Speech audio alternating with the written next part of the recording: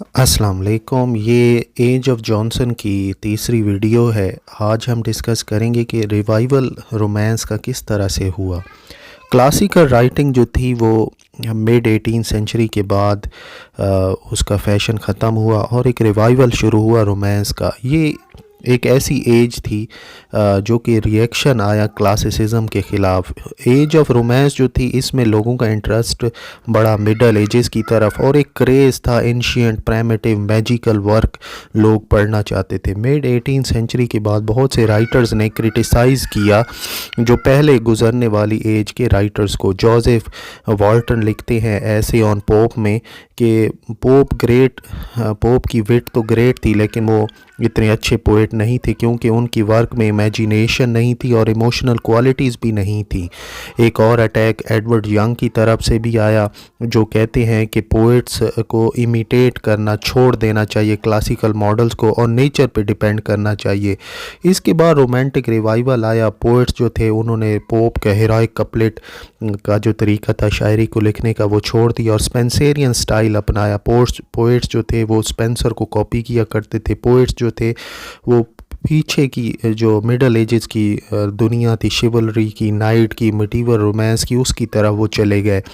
एक बहुत ही मशहूर वर्क है school mistress by William Shenstone, Thomas castle of Indolence और जेम्स बैटी का एक वर्क है द मिन्स्ट्रेल शो। ये मिन्स्ट्रेल तो ये सारी दिखाती हैं, ये वर्क सारे दिखाते हैं कि किस तरीके से लोगों ने आप मिडल एजेस के अंदर इंटरेस्ट लेना शुरू कर दिया। यानी वो ये चाहते थे कि इमेजिनेटिव वर्क हो जिसके अंदर शिवलरी हो और मैजिक हो और नाइट्स एडवेंचर्स पे निकलें और वो एक औरतों को बचाएं। इस तरह के वर्क वो पढ़ना चाहते थे। पोएट्स ने जॉन मिल्टन को कॉपी किया, उसकी स्टाइल ऑफ राइटिंग को कॉपी किया और जो पोएट्स थे और इनमें जो इंक्लूड हैं वो जेम्स थॉमसन का द सीज़न है, एडवर्ड यंग का नाइट थॉट्स वर्क है, जॉन डायर का द रूइंस ऑफ रूम है। तो ये वर्क थे। जो पोएट्स थे उन्होंने क्लोज कपलेट को छोड़ दिया और इसकी जगह लूज रोमांटिक टाइप वर्सेस वो लिखना शुरू हो गए। एक सुपरियॉरिटी आ गई, नेचुरल और स्पॉन्टेनिटी आ गई पोइट्री के अंदर और जो लव ऑफ नेचर थी वो आई अब और एक रिएक्शन था सिटी लाइफ के अगेंस्ट। और अब कॉफ़ी हाउसेस से और ड्राइंग रूम से पोइट्री बाहर निकल रही थी। ये वो वक्त था जब नेचुरलिज़म की डेवलपमेंट हो रही थी। नेचुरलिज़म का ये मतलब है रिटर्न बैक टू नेचर। ये वो वक्त था जब बैलेट का रिवाइवल हुआ 18 सेंचुरी के आखिर में। एक ट्रेंड चला कि आप सिंपलिसिटी की तरफ चलें और पोएट्स ने जो ऑगस्टन एज के मैनरिज्म थे उनको भी रिजेक्ट कर दिया। जो पोएट्स थे वो थे Richard Hurd, Bishop Percy, Thomas Chatterton, William Collin, James Macpherson. इन्होंने रोमांटिक एज को एंटिसिपेट किया और रोमांटिक एज 1798 लिरिकल बैलेट्स के साथ शुरू भी हो गई। रोमांटिक एज ये वो एज थी जिसमें इंटरेस्ट लोगों का बड़ा गॉथिक और मिडीवल लिटरेचर में स्पॉन्टेनिटी थी लिटरेचर के अंदर। और रोमांटिक मूवमेंट जो थी वो अगेंस्ट थी क्रिटिकल नोट्स के, रूल्स ऑफ आर्ट के, और ये डिपेंड करती थी पोएट के जीनियस होने पर। रोमांटिक एज के अंदर ग्रेट पैशन हमें मिलता है, सेंसिबिलिटी मिलती है, एस्पिरेशन मिलती है। पोएट्स जो थे वो फ्रेश सब्जेक्ट की तरफ देख रहे थे और उन इंडिविजुअल की तरफ देख रहे थे जो कि वाकई जीनियस थे अपनी पोएट्री को लिखने में। अब हम एक एक करके सारे पोएट्स का जिक्र करते हैं जिन्होंने एज ऑफ रिवाइवल को शुरू किया, रोमांस की एज को। तो चलें अब हम स्टार्ट करते हैं। सबसे पहले राइट हैंड साइड पे आप देखें तो बिशप पारसी का नाम लिखा है। इनका नाम था टॉमस पारसी और ये बिशप पारसी के नाम से जाने जाते थे। पारसी जो थे इनकी ग्रेट कंट्रीब्यूशन ये है कि इन्होंने relics of ancient English poetry को ढूंढा, इसको कलेक्ट किया और ये फर्स्ट ग्रेट बैलेट कलेक्शन थी जो कि एक फर्स्ट वर्क था रिस्पॉन्सिबल का जो कि बैलेट रिवाइवल की वजह बनी इंग्लिश पोइट्री में। काफ़ी सिग्निफिकेंट वर्क था और बुक के अंदर ओल्ड हीरोइक सॉन्ग्स थे और सम अर्लियर पोइट्री भी थी। ये इस वर्क का बहुत ज़्यादा इन्फ्लुएंस हुआ रोमांटिक टेस्ट को बढ़ाने में। नेक्स्ट टॉमस चैटरटन की अगर हम बात करें, चलें उसको हम थोड़ी देर बाद डिस्कस करेंगे। पहले हम बात कर लेते हैं विलियम कॉलिंस की। विलियम कॉलिंस पैदा हुए 1721 में और 1759 यानी 1759 में इनकी डेथ हुई। इंग्लिश पोइट थे, इम्पॉर्टेंट पोइट थे मिडल डेकेड के 18th सेंचुरी के। इनकी रिवाइवल और जो है एक टर्निंग पॉइंट था ऑगस्टन पोइट्री के अंदर। रोमांटिक एरा जो था वो अभी स्टार्ट होने ही वाला था और इनकी ये जो फेमस हैं ये अपने odd on several descriptive work की वजह से काफ़ी मशहूर हैं और इनके ऑड्स जो थे वो काफ़ी पॉपुलर थे सुपरटिशंस के ऊपर और हाईलैंड्स के ऊपर।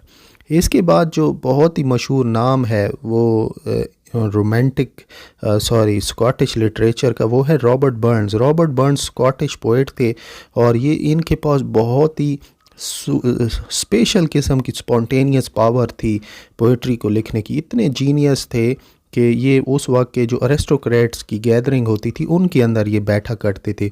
इनके जो सॉन्ग्स थे ये भी बहुत मशहूर थे और इनको जो आज तक पहचाना जाता है, इनका एक बहुत ही खूबसूरत एक पोएम है अ रेड रेड रोज़, ये बहुत ज़्यादा मशहूर है। और फिर ऑड लैंग सिन, ये इनकी एक स्कॉटिश पोएम है, ये भी बहुत मशहूर है।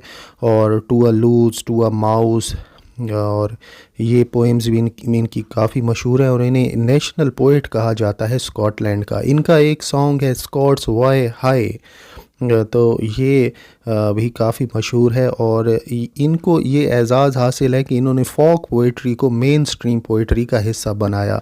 रॉबर्ट बर्न्स हमेशा याद रखे जाएंगे स्कॉटलैंड में एज अ नेशनल पोइट के तौर पर। नेक्स्ट हम बात करते हैं टॉमस ग्रे की। टॉमस ग्रे, आपने ये बात याद रखनी है कि ये अपनी पूरी इंग्लिश लिटरेचर में एक ही पोएम की वजह से मशहूर है और वो क्लासिक बन चुकी है और इस पोएम का नाम है elegy written in country churchyard. ये एक कब्रिस्तान में बैठकर एक एलिजी लिखते हैं और ये बहुत ही मशहूर होती है। तो साथ में और भी इनके वर्क्स थे जो नीचे लिखे हुए थे। अब हम बात करते हैं टॉमस चैटरटन के बारे में। ये लेफ़्ट हैंड साइड पे आप देखें नीचे लिखा हुआ है इनका नाम। तो ये पैदा हुए थे 1752 में, इनकी मौत हुई 1770 में और इन्होंने एक टॉमस राउली, एक पोएट गुज़रे हैं मिडल एजेस के, मिडीवल एजेस के, उनको डिस्कवर किया था उनकी पोएम्स को। बाद में हॉरेस वॉलपोल ने इनकी काफ़ी इंसल्ट की और इस बेचारे ने दिल बर्दाश्ता हो के 17-18 साल की उम्र में ख़ुदकुशी कर ली, सुसाइड कर लिया। बाद में आप ये देखें कि ये इतना मशहूर ये लड़का हो गया कि विलियम वर्ड्सवर्थ ने अपनी पोएम रेजोल्यूशन और इंडिपेंडेंस में भी इसका जिक्र किया है। चलें, इस बेचारे की मौत बहुत ही दर्दनाक थी, बहुत बड़ा ये शायर बन सकता था लेकिन किस्मत में कुछ और ही था। फिर रिचर्ड हार्ट की हम बात करें तो ये एक बिशप थे वॉरचेस्टर के। तो ये फेमस हैं लेटर्स ऑन शिवलरी एंड रोमांस। ये बिलीव करते थे मैनर्स जो हैं प्रोवाइड करते हैं better material for poetry and classical mythology. Richard heart जो थे फेमस इंग्लिश डिवाइन और बिशप भी रहे वॉरचेस्टर के। इनका जो फेमस कलेक्शन है वो है letters on शिवलरी and romance. Next हम बात करते हैं विलियम कूपर के ऊपर। विलियम कूपर जो थे, विलियम कूपर से पहले हम बात कर लेते हैं जेम्स मैकफर्सन के ऊपर। जेम्स मैकफर्सन जो थे ये, अब इनको गौर से आपने याद रखने, ये बड़े ही फेमस थे कलेक्शन के लिए। पोइट्री इनके ख़ास तौर पे इन्होंने एक ओसियान राइटर गुजरा है मिडल एजेस का, बहुत ही फेमस राइटर था और ये कहता है कि मैंने उसकी शायरी को डिस्कवर किया। मुझे शायरी, ये बेसिकली घूमा करते थे पूरे इंग्लैंड में और जहाँ जहाँ से इनको ओसियान की पोइट्री मिली इन्होंने उसको कलेक्ट किया और इंग्लैंड में आके इसको पब्लिश करा दिया। अब कुछ लोग ये बात भी जेम्स मैकफर्सन पे इल्ज़ाम लगाते हैं कि इन्होंने ख़ुद से ही, ये ख़ुद बैठ के कमरे के अंदर पोइट्री ख़ुद से लिखा करते थे और कहा करते थे कि एक ओसियान पोइट है और वो मिडीवल एजेस में रहा करता था और मैंने उसकी पोइट्री डिस्कवर की है। तो इनके ऊपर ये काफ़ी इल्ज़ाम लगता है कि ये क्लेम करते थे ये ओसियान पोइट की है, लेकिन असल में ये खुद ही पोइट्री लिखा करते थे उन्हीं का नाम और अपने आप को मशहूर कराने के लिए। फिर इनको कुछ गैलिक पोइट्री भी मिली। तो यानी ये एक ऐसा ट्रेंड चल रहा था इंग्लैंड के अंदर कि जो बंदा भी कहता कि ये मिडीवल एजेस की पोइट्री है, उसकी पोइट्री फ़ौरन बिक भी जाती। तो अब नेक्स्ट हम देखते हैं, विलियम कूपर 1731 में पैदा हुए और इन्होंने भी एवरीडे लाइफ पे लिखी। इनकी नीग्रोस कंप्लेंट बहुत मशहूर है और लाइट शाइनिंग इनकी एक बहुत मशहूर poem. Even Martin Luther king भी इनकी अपनी तकरीरों में इनका जिक्र करते हैं, विलियम कूपर का। अब एक गॉथिक रोमांस जो था वो स्टार्ट हुआ एज ऑफ जॉनसन में। गॉथिक नावल वो नावल है जिसके अंदर भूत प्रेत जिन इन सब का जिक्र होता है। तो इसके अंदर सुपर नेचुरल एलिमेंट्स होते हैं। इसके अंदर गॉथिक नावल भी शुरू हुआ इसी एज के अंदर। हम ज़रा इसे डिस्कस कर लेते हैं। गॉथिक नावल के अंदर आपको फियर, खौफ, मिस्ट्री, डेथ, मौत और ग्लूमी सिचुएशन मिलेगी। कैसल ऑफ आउटरेंटो, ये आपने नाम याद रखना है, ये पहला नावल था इंग्लिश लिटरेचर के अंदर जो कि गॉथिक नावल बना। हॉरेस वालपोल ने इसको लिखा। इसके बाद मिस्ट्री ऑफ ओडोल्फो, ये एन रेडक्लिफ ने ये नावल लिखा, ये भी काफ़ी मशहूर हुआ इंग्लिश लिटरेचर के अंदर। फिर मंक एक नावल है, ये भी बड़ा डरावना नावल है, मैथ्यू ग्रेगरी ने इसको लिखा। और फ्रैंकेनस्टाइन मैरी शैली ने लिखा, ये पीबी शैली की बीवी थी। चलें अगली एज में हम इसको डिस्कस करेंगे। तो ये जो 4 नावल हैं ये बेसिकली फाउंडेशन बने गॉथिक लिटरेचर की, इंग्लिश लिटरेचर के अंदर। यानी ये एक ऐसे नावल थे जिसमें जिन, भूत, प्रेत, परियां और ये सब कुछ, एक बड़ी ही खौफ सी सूरत-ए-हाल, मिस्ट्री और इस तरह के ये नावल थे। हाँ, तो बेसिकली गॉथिक लिटरेचर के अंदर होता क्या है, आपको एक ऐसा घर मिलता है जो कि हॉन्टेड होता है, जिसमें जिन, भूत, प्रेत रहते हैं, वैम्पायर्स होते हैं, वहाँ पे ओमेंस होते हैं, अच्छे और बुरे शगुन होते हैं, फिर कर्सेस होते हैं, और फिर हवा चल रही होती है और कर्टन पर्दे उड़ रहे होते हैं। आदमी को, जो हीरो है या हीरोइन है, उसे विजन्स आ रहे होते हैं। अक्सर पेंटिंग्स जो हैं वो ज़िंदा हो जाती हैं। किरदार जो हैं इमोशनल स्पीचेस कर रहे होते हैं, पैनिक्स होती हैं।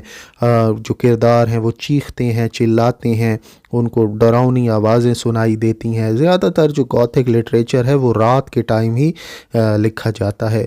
यहाँ पर आपने हमेशा याद रखना है कि गॉथिक लिटरेचर के अंदर जो वुमेन है, औरतें हैं, वो ख़ास तौर पे ज़्यादा टारगेट बनती हैं ईवल मैन डिज़ायर का। शैतान के, इंसान के अंदर जो शैतान रहता है वो ज़्यादातर अपना टारगेट बनाता है औरतों को। और इस नावल के अंदर, ये जो गॉथिक लिटरेचर था, इसके अंदर भी यही दिखाया जाता है। तो बेसिकली एज ऑफ जॉनसन इस वजह से भी मशहूर है कि इसमें गॉथिक नावल की शुरुआत हुई।